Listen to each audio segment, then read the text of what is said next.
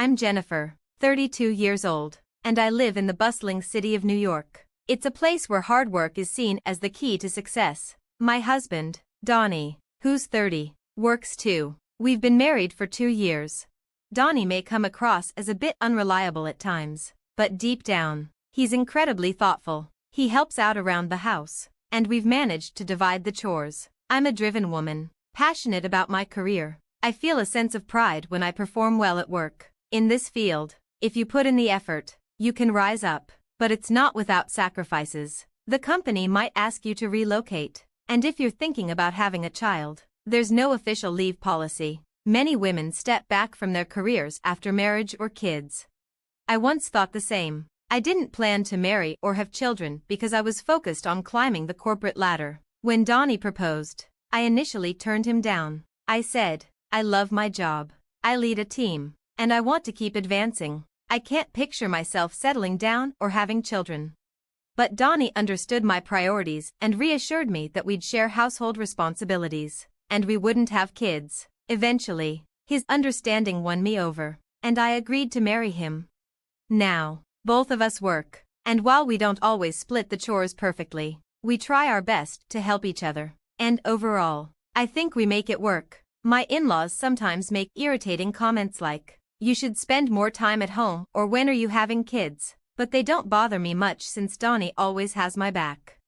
Living with Donnie has been fulfilling, and I've come to appreciate being married. Then one day, my boss, the department head, called me with an offer to transfer to a new office. He said, "What do you think? You'd work at a branch for a couple of years, and then return to a higher position here. You might even become the first female department head. Sounds like a great opportunity, right?"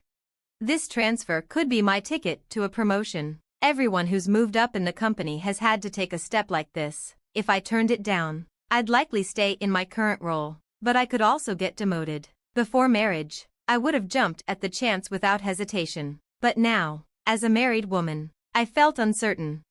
I told my boss, "Thanks for considering me. I'm interested, but since it involves relocating, I'd like to discuss it with my husband first. Can I get back to you after that?" He replied, "Of course, take your time. You can choose to move with your family or go alone. Let me know what you decide." At home, I told Donnie about the transfer. I've been offered a job move. It might mean relocating to the countryside, but after 2 years, I could come back with a promotion. I'd love to take it if you're okay with it. We can either move together, or I can go solo. What do you think? Donnie seemed taken aback at first, but then considered it. "If you take this opportunity, Jennifer, you could achieve your dream. I can't move with you because of my job here, but don't worry about me. Go for it."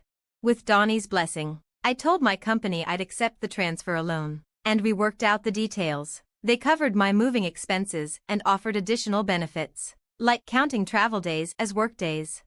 I decided to take the transfer and chose to live in a company apartment abroad. On moving day, the movers took care of everything, and Donnie came to say goodbye at the station. "Thanks for seeing me off. I'll keep in touch and try to visit as much as I can." "I'll be waiting for you," Donnie replied. "Just don't overwork yourself, okay?" "I won't. You take care of yourself too." "It's time. Stay safe," Donnie said as he walked away.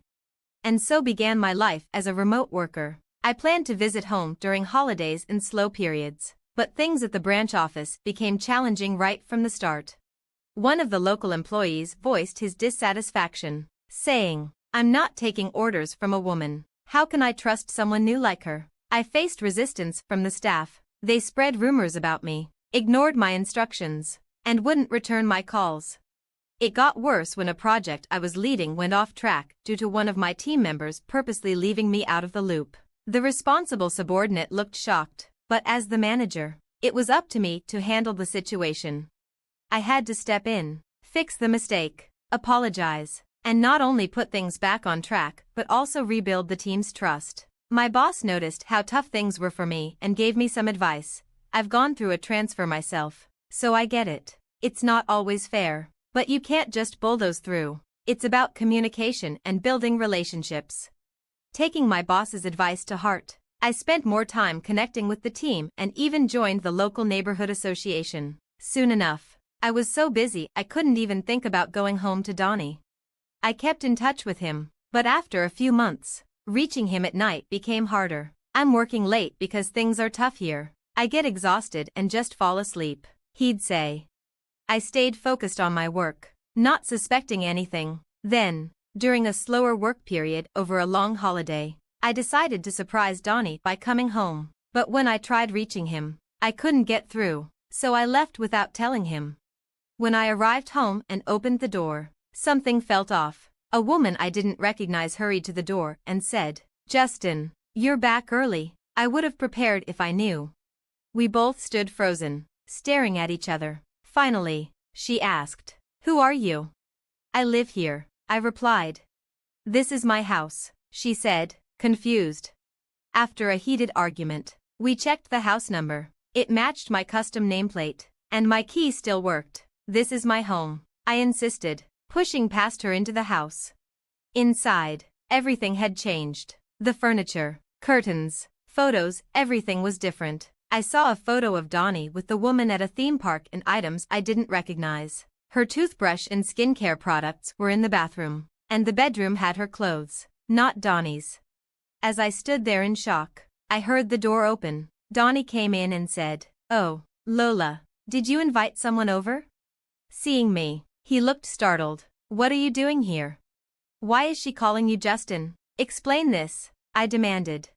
Donnie hesitated, looking uncomfortable. "Lola, his real name is Donnie. It's right there on his ID. I'm his wife, Jennifer." "That's impossible. He told me he was divorced." "Donnie, you need to explain everything," I insisted. "Jennifer, you were gone for so long, and I was lonely. I tried a dating app and met Lola," Donnie confessed. "Justin is the name I used on the app." "So, your name's not even Donnie?" I asked, stunned. "So, what's the deal? Why did you do that?" Donnie responded, "It's not what you think." I was afraid that revealing my real name could lead to complications, so I used a different first name but kept the same last name. "And why did you lie about being divorced?" I pressed further. According to Lola's profile, she'd never been in a relationship and was serious about marriage, which made me lie about being divorced to gain her interest. Donnie hesitated, then admitted, "We moved in together." "Why would you do that?" I was confused. My husband, sensing my frustration, tried to justify himself. "You're always away for work. It's only natural for a man to want company. We've been living apart because of your job. I wanted a home where you'd be there, waiting with dinner when I came back." I was stunned. I had always believed he supported my career.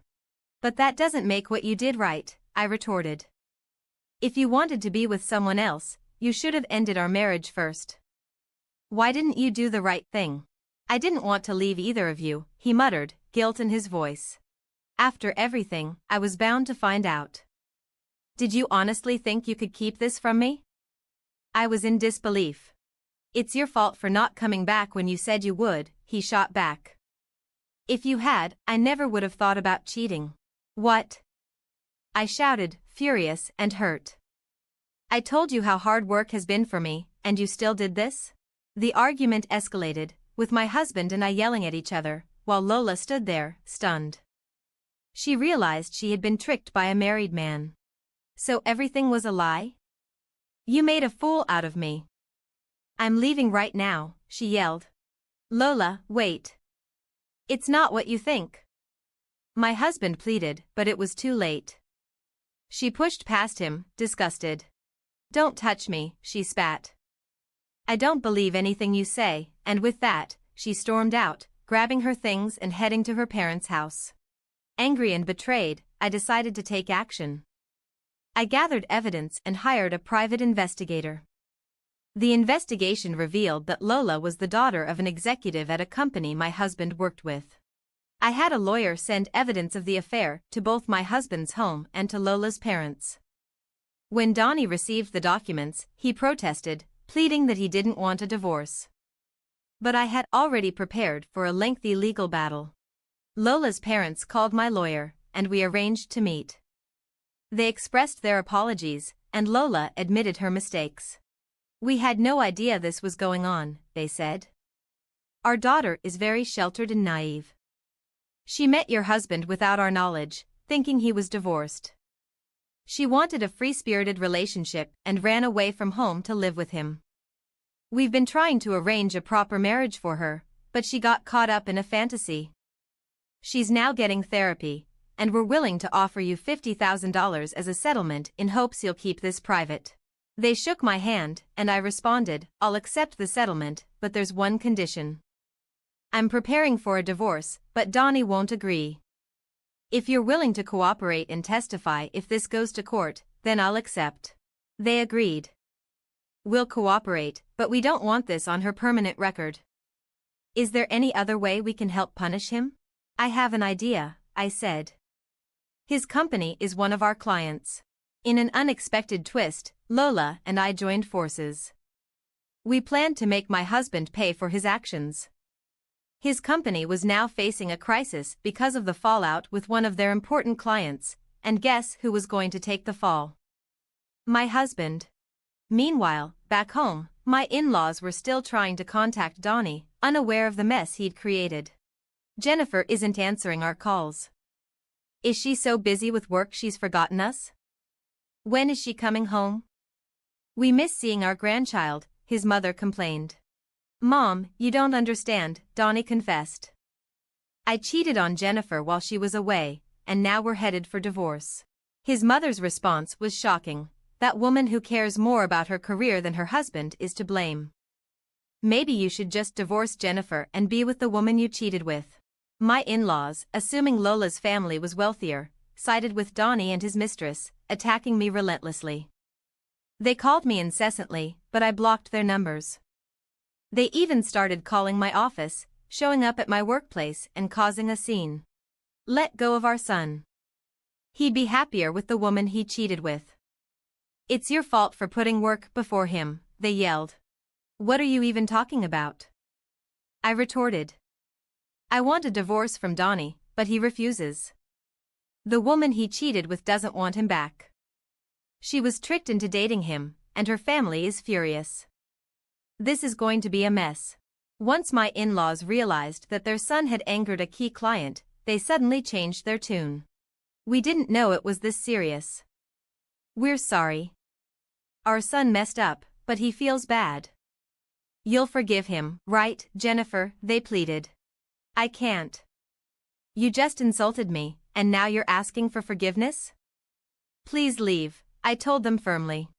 When they refused, I had security escort them out. The disruption they caused led to my company suing them for interfering with business. After everything settled, I received the compensation from Donnie and finalized the divorce. Lola's family also sought compensation for their daughter's suffering and therapy costs.